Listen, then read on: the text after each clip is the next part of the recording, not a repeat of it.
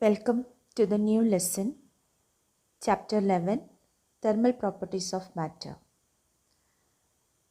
Thermal properties of matter means the properties of matter with respect to changes in temperature.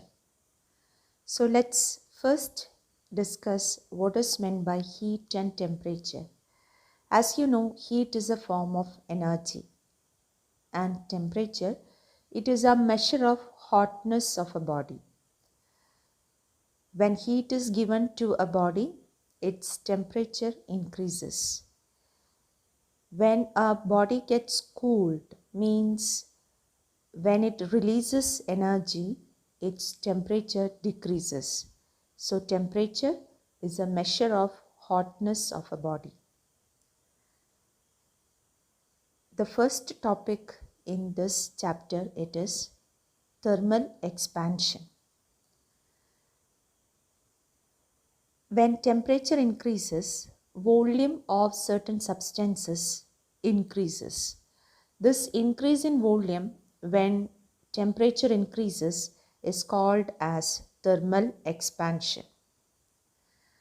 This thermal expansion, it takes place for the three states of matter: solids, liquids and gases. First, we are discussing the thermal expansion in solids. When we consider the thermal expansion in solids, it can be of three types: linear expansion, superficial expansion and cubical expansion. When temperature increases, the length of a solid increases. This phenomenon, by which the length of solid increases with rise in temperature, is called linear expansion. Consider a rod of length L which is heated through a temperature difference delta T. So rise in temperature, it is delta T, and with that rise in temperature, let the increase in length be delta L. So the fractional increase in length. Fractional increase in length means the increase in length by original length. The ratio delta L by L is called as fractional increase in length, or simply we say fractional change in length. So that fractional change in length is found to be directly proportional to rise in temperature. So fractional rise in length, it is directly proportional to rise in temperature, or delta L by L is proportional to delta T. By removing the proportionality symbol with proportionality constant, we have delta L by L is equal to alpha L into delta T. So here we have the proportionality constant alpha L. It is called as coefficient of linear expansion. Now, superficial expansion or area expansion. When temperature increases, area of a solid substance increases. This is called as area expansion or superficial expansion. Let us consider a sheet of area A which is heated through a temperature difference delta T. Let the increase in area be delta A. That means the area of the sheet, it increases from A to A plus delta A. So that increase in area is delta A. So fractional increase in area, it is delta A by A. So from usual practice, it is found that this fractional increase in area, it is directly proportional to the rise in temperature. That means delta A by A is proportional to delta T. So we have delta A by A equal to alpha A into delta T. Here the proportionality constant alpha A is called as coefficient of area expansion or coefficient of superficial expansion. Now coming to volume expansion. When temperature increases, the volume of the substance, we know it increases.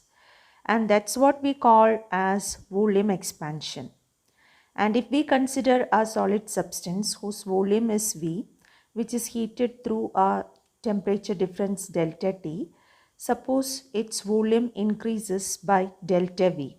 So as we discussed earlier, the fractional increase in volume, that is delta V by V, will be proportional to the rising temperature.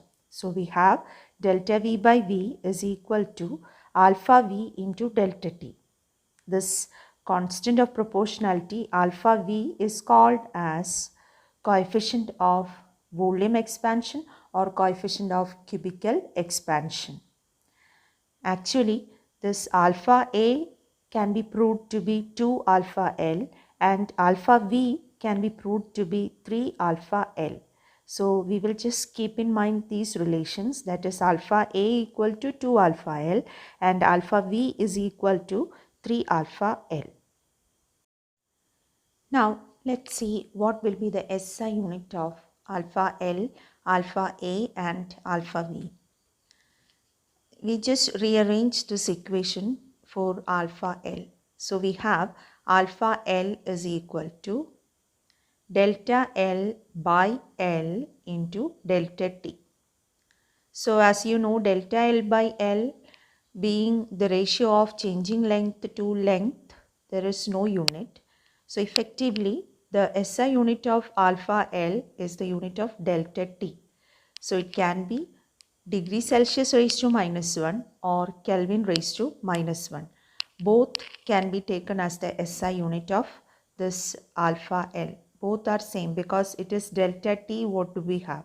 So delta T, when it is expressed in Celsius scale or in Kelvin scale, it will be having the same value. So because of that alpha L is having the unit degree Celsius raised to -1 or Kelvin raised to -1. Kelvin raised to -1 or degree Celsius raised to -1. That is the SI unit of this alpha L. In the same way for area expansion. In the same way, to know the SI unit of alpha A, we can rewrite alpha A. Alpha A will be equal to delta A by A into delta T.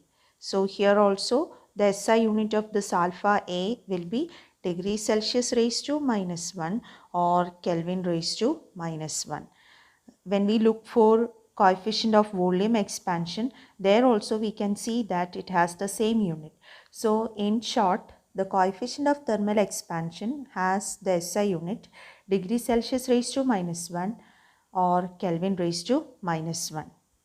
Now let's discuss the anomalous expansion of water. So usually substances, they show an increase in the dimensions like length, area and volume when there is an increase in temperature. But in the case of water, there is a special behavior. That's what we mean by anomalous expansion of water. Actually, when water is heated from 0 degrees Celsius onwards, what we usually expect is its volume will increase. But what is observed is this, that is when water is heated from 0 degrees Celsius up to 4 degrees Celsius, it shows contraction. That means its volume decreases when it is heated from 0 degrees Celsius to 4 degrees Celsius. After 4 degrees Celsius, when water is heated, it shows the usual behavior. That means as the temperature increases, its volume increases. But the special behavior water shows when it is heated from 0 degrees Celsius to 4 degrees Celsius. We can state this behavior in terms of cooling also. When water is cooled from the normal room temperature up to 4 degrees Celsius, when water is cooled, it shows contraction. That means its volume decreases. But when water is cooled below 4 degrees Celsius, So when it is cooled from 4 degrees Celsius to 0 degrees Celsius, its volume increases. So actually, with respect to cooling only, we say that anomalous expansion. So when water is cooled from 4 degrees Celsius to 0 degrees Celsius, it shows an expansion or its volume increases. This behavior is called as anomalous expansion of water. So because of this reason, we can say that water has minimum volume at 4 degrees Celsius. Water has minimum volume at 4 degrees Celsius and hence its density is maximum at 4 degrees Celsius. These two graphs show the anomalous behavior of water. First graph, it is temperature versus volume. That means with rising temperature, how volume changes. So up to 4 degrees Celsius, as you can see, it is showing a contraction. Then only it is showing expansion. So at 4 degrees Celsius, its volume is minimum. So water has minimum volume at 4 degrees Celsius. In the next graph, we have density versus temperature. So as we said, since volume is minimum at 4 degrees Celsius and we know density is mass by volume. So at minimum volume, it will show maximum density. So at 4 degrees Celsius, it is having maximum density. So this point corresponds to that maximum density. So this shows actually the anomalous behavior of water. There is an important environmental effect of anomalous expansion of water. We know in cold countries, water bodies like lakes, ponds, rivers, etc., they freeze when the temperature decreases. So actually, we know in the case of water, when water is getting heated, the layer which gets heated, it becomes hot and it goes to the top one. You might have seen that convective motion when water is heated in a vessel. You can see it. Okay, at the bottom of the vessel where it is heated, there it gets heated and it expands. When it expands, its density decreases because volume increases. So it becomes less dense and that less dense of water rises. Actually, that is how the water is getting heated. There is a convective motion of these layers of water when it is getting heated. So the same way, the same process takes place when water is getting cooled also. So we can consider a water body in cold countries. So when the surroundings gets cooled, that means when the temperature in the surroundings gets cooled, this water body is also gets cooled.